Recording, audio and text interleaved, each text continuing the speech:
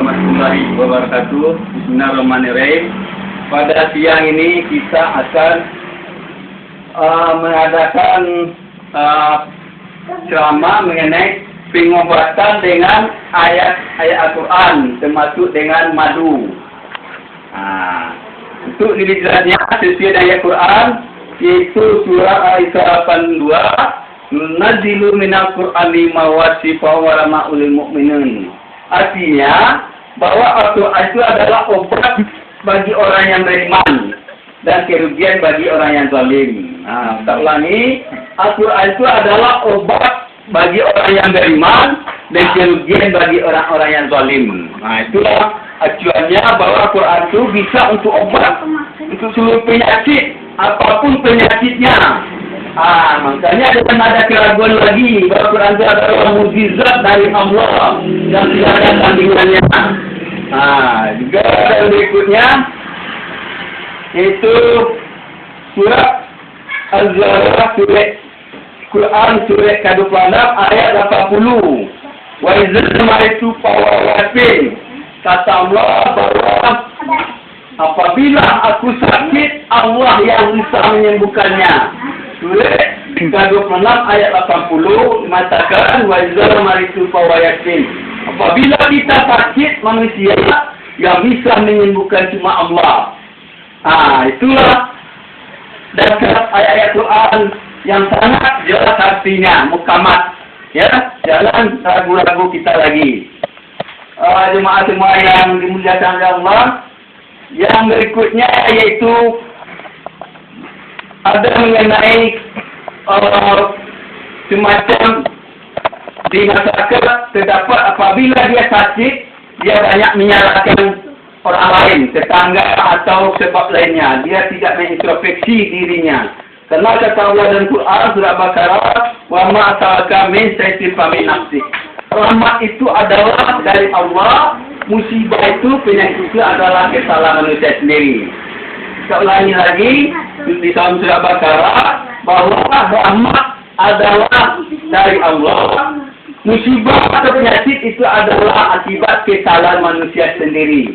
Makanya melihat ini, ya, bahwa kita tidak boleh mencari kambing hitam, mencari-cari kesalahan orang lain lagi, ya, mencari kesalahan dukun, ya, tetangga lainnya. Itulah dasarnya, ya, dalam Quran bahwa kita harus introspeksi diri ke dalam, bahwa rahmat dari Allah, musibah itu adalah kesalahan manusia sendiri. Mungkin ada tujuannya untuk Allah untuk mengangkat derajat kita. Hadirin yang semua yang dimuliakan oleh Allah, untuk berikutnya melihat dari ayat tadi, ya, kata hubungan surah Al-Baqarah ayat 271. Kata Allah, ya, khairul lakum ayukafiru ankum min sayyi'atikum. Artinya bahwa bersedekah itu lebih baik bagimu, Allah akan mengampuni sebagian dosa-dosamu. Bahwa bersedekah itu, ya, surah Al-Baqarah 271, bahwa, ya, Allah akan mengampuni sebagian, Allah akan menghapuskan sebagian dosa manusia, ya, kalau kita berinfak, bersedekah, apalagi anak yatim dan anak selantar, termasuk janda-janda miskin. Itulah hadiah dari Allah, ya, akan menghapuskan sebagian kesalahan kita, dosa-dosa kita. Maka berhubungan dengan ayat tadi bahwa musibah, penyakit itu adalah kesalahan kita. Makanya kalau kita sakit, dianjurkan berinfak atau berzakat supaya penyakit kita insya Allah cepat sembuh, disembuhkan oleh Allah. Dan kita kalau sudah sehat, ya, bersih dari kita, maka kita mendapatkan surga dunia akhirat. Waliman kafah maka marah di jannah. Mendapatkan dua surga dunia dan surga akhirat. Hadirin semua yang berbahagia dan dimuliakan Allah. Berikutnya mengenai pengobatan dari madu. Ini adalah surat 16 An-Nahl ayat 69. Bagi ayatnya fi shifaa'un linnas. Bahwa madu itu bisa menyembuhkan penyakit manusia atau bisa dijadikan obat untuk manusia. Surah ke-16 ayat An-Nahl ayat 69 bahwa madu adalah obat untuk manusia. Tapi madu yang asli. Madu apa tu? Madu hebat. Madu hebat. Tawon macam asli. Madu lepas tu. Penyakitnya apa yang disembuhkan oleh madu? Seperti penyakit lambu dan juga penyakit kuning dan penyakit asam urat, diabetes, darah kotor atau kanker darah. Seperti kanker urat, kanker tulang, kanker tulang, kanker otak. Madu, ya, tapi ditambah dengan membaca Al-Fatihah, Al-Baqarah 255 atau ayat kursi terkenal, ditambah surah Al-Ikhlas. Kalau sakit tadi, kalau biaya alhamdulillah, la ilaha illallah, Allahu akbar, wala haula wala quwwata illa billah. Tiada kekuatan selain di Allah. Itu diperbanyak untuk menyembuhkan penyakit.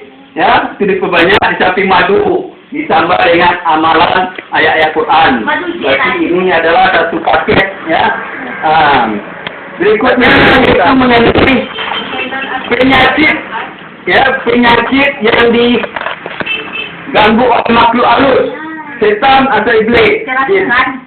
Itu ditambah dengan mengamalkan surah Al-Falaq dan surah An-Nas. Ya, di samping Al-Fatihah, ayat kursi, ditambah surah An-Nas, Al-Falaq. Surah An-Nas itu adalah surah yang surah An-Nas surah ke-114 dan 113. Ya, itu yang mau perbanyak. Karena terakhir surah An-Nas itu ada kata-kata minal jinnati wan nas. Kata Allah, aku berlindung dari gangguan jin dan manusia. Ini tak bagus sekali. Ya, perbanyak baca itu. Ya, Al-Fatihah, ayat kursi dan surah Al-Falaq, surah An-Nas. Itu termasuk penyakit lain-lainnya, termasuk gangguan jin dan gangguan iblis. Ya, yang terakhir itu penyakit yang sangat berat. Umpamanya penyakit stroke, lumpuh, kanker, seluruh kanker. Ya, itu bisa juga disembuhkan. Ya, tapi ditambah dengan puasa sunnah. Kalau penyakit berat-berat, puasanya agak lama, sekitar 40 sampai 2 bulan. 40 hari sampai 2 bulan. Kalau penyakitnya stroke, ya, kanker otak, tulang dan sebagainya. Ya, kalau berat penyakitnya itu puasa 40 hari sampai 2 bulan untuk menyembuhkan penyakit ditambah puasa. Ya, puasa karena kata Allah surah Al-Baqarah dan surah Al-Anfal, khairul lakum in kuntum la ta'lamun. Puasa itu baik untuk manusia.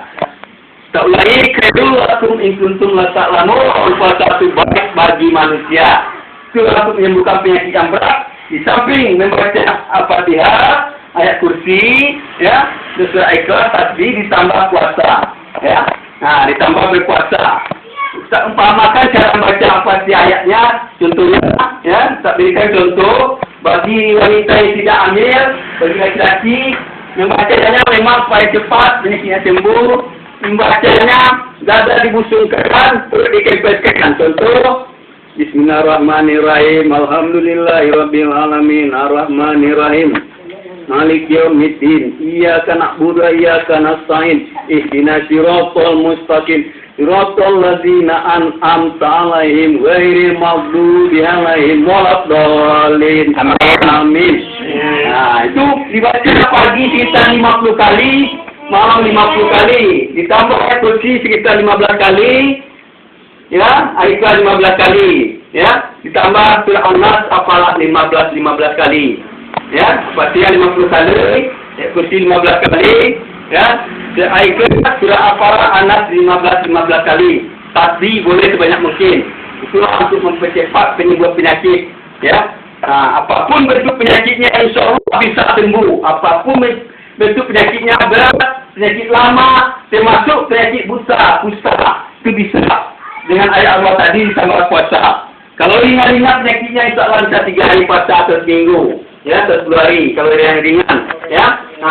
Kalau penyakitnya bingkai, kepala itu ditambah diusap gini. Ya. Kalau telur yang besar, ya, diusap itu sendiri juga bisa. Sambil membaca tasbih. Diusap ini sekitar lebih kurang 2 minit, bisa. Kami baca tasbih, subhanallah, alhamdulillah, la ilaha illallah, Allahu akbar, wala haula wala quwwata illa billah, bisa. Ya. Kami baca Fatihah dia 20 kali. Ini bisa kalau migrain di kepala. Ya. Termasuk kemasukan jin atau iblis. Ini diusap sekitar 2 menit, 3 menit. Dibaca Al-Fatihah 3 kali, ayat kursi 3 kali, surah Al-Falaq 3 kali, surah An-Nas 3 kali, Al-Ikhlas 3 kali. Dibaca sambil mengusap pasien tadi sakit sampai diusapkan kepalanya sampai belakang. Ya, diusapkan insyaAllah. Ya, iblis dan jin jahat akan kabur di hutan panting. Dia akan tidak lagi mendekati orang tersebut.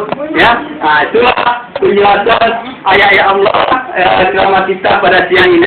InsyaAllah ada manfaatnya bagi kita bersama dan kita diridai oleh Allah. Ya, dan ucapkan wassalam terakhir yaitu wassalamualaikum warahmatullahi wabarakatuh. Waalaikumsalam. Ustaz.